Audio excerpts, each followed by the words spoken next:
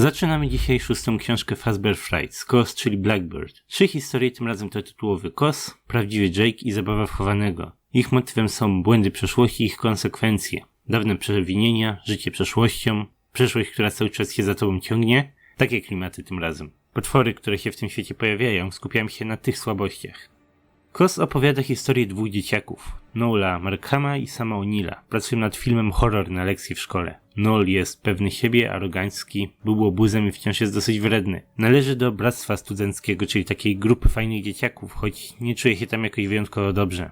Tymczasem Sam nie jest zbyt popularny, zwłaszcza z powodu jego nieproporcjonalnie dużych stóp. Jest za to wyjątkowo uzdolniony, jeśli chodzi o produkcję filmów. Zna dużo teorii, ma krytyczne spojrzenie i duże doświadczenie w produkcji strojów, więc to on zajmuje się dużą częścią filmu. Historia kręci się w dużej części dookoła Noela, więc pojawia się też parę postaci, z którymi ma kontakt, jak Amber czy Ian. Jak mówiłem, historia zaczyna się od horrorowego projektu filmowego. Noel jest prostym człowiekiem, chce, żeby w filmie było dużo krwi, choć sam podchodzi do tego ambitnie i mówi o tak zwanym współczynniku grozy, czyli różnych aspektach, które muszą się razem spotkać, żebyśmy mogli w ogóle zacząć mówić o horrorze. I po dłuższej burzy mózgów pojawia się pomysł. Postanowili zrobić FNAF film. Przypomnieli sobie o istnieniu Freddy Fazbear's Pizzy sprzed lat, szpetnych animatronikach, które tam działały, no i zainspirowali się tym tematem i postanowili wykorzystać właśnie koncept niebezpiecznego robota. Do tego celu mieli zrobić swojego własnego FNAF-oceka o nazwie Kos. Kos, Blackbird, jest po prostu w dużej mierze ptakiem, ale ogromnym i przerażającym. Film ma opowiadać o potworze, który chce wyciągnąć z ciebie twoje sekrety, twoje błędy przeszłości, a potem ukarać cię za nie. Zaczęli pracę właśnie nad tym filmem. No i mieli robić go we dwójkę, ale okazało się, że wszystkim zajmuje się sam. Pracował nad strojem, załatwił miejsce do nagrywania, ogólnie to on też był jedyną motywacją zespołu, kiedy Noel sobie randkował i się bawił. Sam strój Kosa wyszedł Samowi dosyć niesamowicie. Może to jej postaci z okładki, mniej więcej dokładnie tak została ona opisana w historii w książce. Ciemny ptak, mały dziób, świecące się żółte ślepia. Oboje, i Sam i Noel, byli przerażeni tego dzieła. Główna postać horroru miała mieć coś na sumieniu i Kos miał ją z tego rozliczać, dlatego też chłopaki porozmawiali o rzeczach, które oni mają na sumieniu. I Sam nie do końca dużo powiedział, ale Noel zaczął opowiadać o tym, jak dokuczał pewnej dziewczynie z gimnazjum i robił dużo głupich, złych rzeczy, które wciąż go dzisiaj bawiły. To zdenerwowało trochę Sama, który często był obiektem drwiń i rozumiał tę sytuację z drugiego końca. Po tym jak Noel zaczął sobie żartować, nawet Sama dwójka się rozdzieliła na ten dzień. I następnego dnia jednak Sam się nie pojawił. Zaginął. I zgodnie z pogłoskami został rozjechany przez pociąg. Pióra Kosa zostały znalezione, rozwiane po torach kolejowych, a po dzieciaku nie było ani śladu.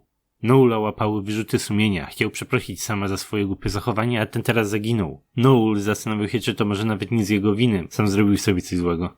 Ale od tego momentu zaczęło go coś prześladować. Regularnie wydawało mu się, że widzi jakąś dziwną postać, która za nim podąża. Widział przed sobą Kosa, ale za każdym razem tylko na ułamek sekundy, kątem oka. Nie szło stwierdzić, czy jest to tylko zmęczenie i wyobraźnie, czy może coś rzeczywiście za nim szło. Powodowało to duży niepokój, ale poważnie robił się wtedy, gdy Kos zaczął go atakować podczas snu. Noel nie był w stanie zmrużyć oka, bo w każdym momencie, kiedy uspokajał się i rozluźniał, nagle pojawił się Kos. Ptasie pióra, dźwięk otwieranego okna, które jednak tak naprawdę nigdy nie zostało otworzone. Po nieprzespanej nocy Noel był przerażony i przemęczony. Wiedział, że Kos zrobił mu coś potwornego i nie miał pojęcia, co powinien zrobić. Chciał odkupić swoje winy i przeprosić Sama, ale nie wiedział, czy ten w ogóle żyje. Był bezradny. Porozmawiał z Ianem, miłym uczniem, sąsiadem, wielokrotnie rozmawiał ze swoją dziewczyną Amber i nawet trafił w nocy na ochroniarza, kiedy zdesperowany zaczął krzyczeć, biegając dookoła szkoły. Po tym wszystkim zrozumiał, że powinien przeprosić, ale nie Sama, a dziewczynę, nad którą się znęcał w gimnazjum, Christine Wilbur.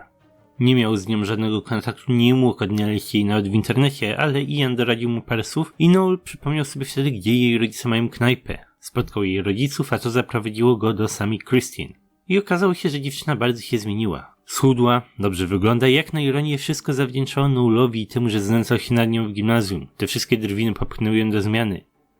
Nie miało to na celu jakoś usprawiedliwić tego wszystkiego. Dziewczyna po prostu zaczęła patrzeć na świat optymistycznie, nie winiła gimnazjalistów za to, że byli głupi, tak bywa. I po tym spotkaniu Kos zniknął. Wyglądało na to, że wszystko się rozwiązało, a pojawiła się jeszcze jedna pozytywna informacja. Sam żyje i nic mu nie grozi. Okazało się, że rzeczywiście potrącił go pociąg, ale to było bardziej zwykłe muśnięcie. Zamyślony Sam słuchał muzyki na środku torów kolejowych, taki był mądry. Zorientował się, że pociąg nadciąga dosłownie w ostatniej chwili, nie zdążył uciec, został trafiony w ramię, spadł do kanału i zemdlał. Cały dzień spędził zaginiony, a dopiero następnego go znaleźli. I pod koniec oboje się przeprosili. Niczego nieświadomy sam zażartował sobie na temat Kosa, ale Noelowi zupełnie nie było do śmiechu. Tak się kończy historia. I muszę powiedzieć, że Kos miał dobry start. Film na temat animatroników, dzieciaki dosłownie zachowywali się tak jak ludzie w fandomie robiący fangame'y. Ich oryginalny Freddy Ocek. Horrorowa historia.